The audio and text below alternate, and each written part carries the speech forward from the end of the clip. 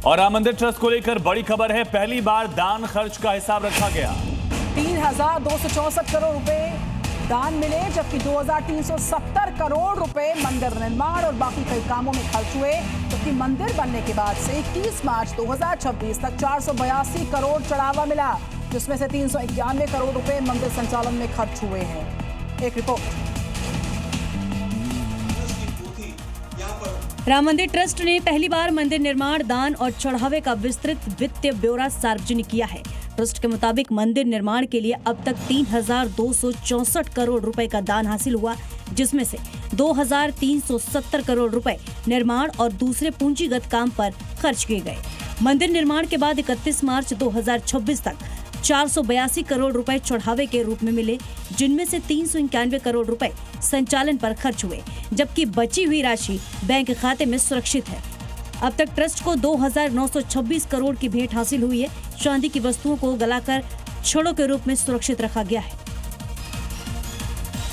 और राम मंदिर ट्रस्ट बैठक में फैसले की खबर है, जिसमें चंपत राय की जगह कृष्ण मोहन को कमान दिए जाने की जानकारी सामने आ रही है। तो कृष्ण मोहन अंतरिम महामंत्री बनाए गए हैं। नए महामंत्री नियुक्ति तक उनको जिम्मेदारी दी गई है। वहीं सीईओ की नियुक्ति के लिए भी समिति का गठन किया गया है। 3 सदस्यीय समिति तय करेगी। राम मंदिर के चढ़ावा काउंटिंग रूम में चोरी के मामले के बाद श्री राम जन्मभूमि तीर्थ क्षेत्र ट्रस्ट के 3 घंटे चली बैठक में बड़ा फैसला लिया गया। नए महामंत्री की नियुक्ति तक ट्रस्टी और पूर्व IFS अधिकारी कृष्ण मोहन को अंतिम महामंत्री की जिम्मेदारी सौंपी गई है।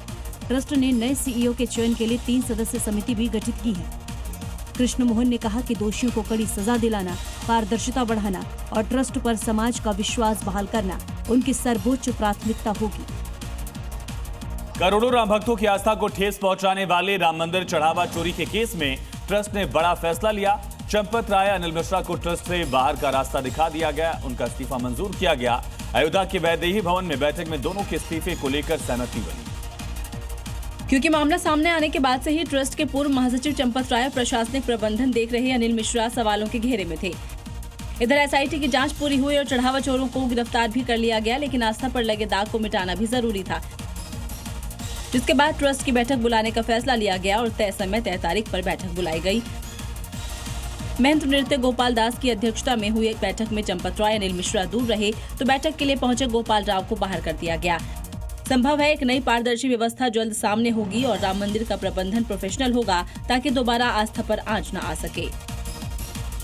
और ट्रस्ट की इस बैठक में शामिल होकर चंपत राय और अनिल मिश्रा के इस्तीफे का एजेंडा रखने वाले गोविंद देवगिरी भले ही खुद को दोष मुक्त समझ रहे हो, लेकिन उन्हें ये बात नहीं समझ में आई और नहीं भूलनी चाहिए बात कि कोषाध्यक्ष होने के नाते सबसे बड़ी जिम्मेदारी तो उनकी ही तय है।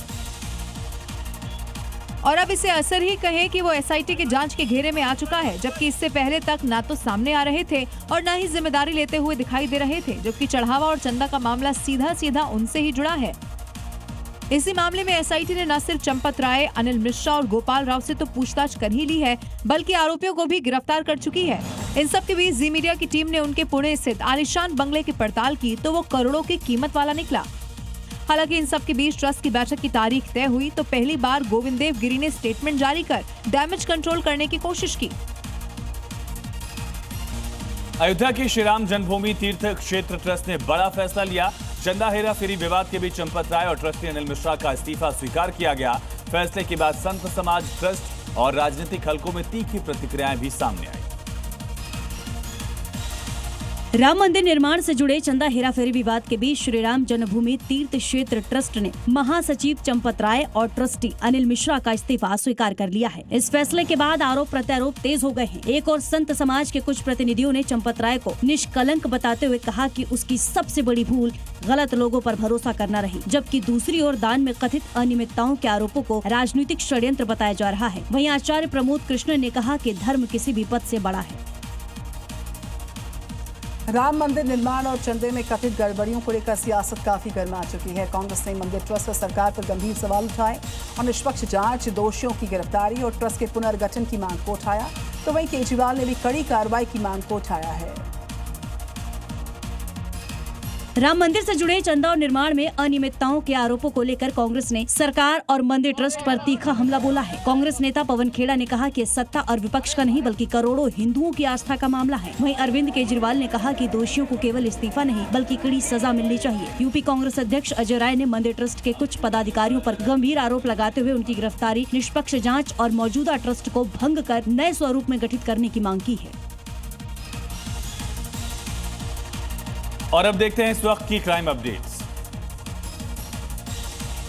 फर्रुखाबाद में जमीन के विवाद को लेकर जमकर बवाल छिड़ गया है। मोहम्मदाबाद के निसाई गांव में दबंगों ने फायरिंग की, लाठी डंडों से हमला बोला। हमले में आधा दर्जन से ज्यादा लोग जख्मी बताए गए, जबकि प्रधान पति आईसीयू में भर्ती है। इस पूरी घटना का वीडियो वायरल हुआ। सोशल मीडिया प्लेटफॉर्म्स पर पुलिस कर रही है मामले में जांच। मुजफ्फरनगर पुलिस ने फर्जी मेडिकल डिग्री बनाने वाले गिरोह का खुलासा किया। पुलिस ने 15,000 रुपए के नामे आरोपी समेत 2 फर्जी डॉक्टर को गिरफ्तार किया। आरोप है कि पंजाब से बनवाई गई फर्जी डिग्रियां लाखों रुपए में बेची जाती थी। कई डॉक्यूमेंट, मोबाइल और कार बरामद की गई। शिवर में लकड़ी रखने के विवाद में खूनी संघर्ष का रूप अख्तियार किया था। मामले में पुलिस ने 3 महिलाओं समेत 7 लोगों को गिरफ्तार किया, जेल भिजवा दिया। दोनों पक्षों के बीच हुई मारपीट में एक व्यक्ति की मौत हुई थी, जबकि 6 लोग जख्मी हुए। पुलिस ने जांच के बाद ये कार्रवाई करी है। गाजियाबाद में 2,25,000 रुपए की लूट का पुलिस ने 24 घंटे में खुलासा किया। मसूरी पुलिस और स्वाट टीम ने 3 आरोपियों को गिरफ्तार किया। जांच में सामने आया, लूट की साजिश पीड़ित के रिश्तेदार ने साथियों के साथ मिलकर रची थी। साथ ही पुलिस ने लूट की रकम बरामद की।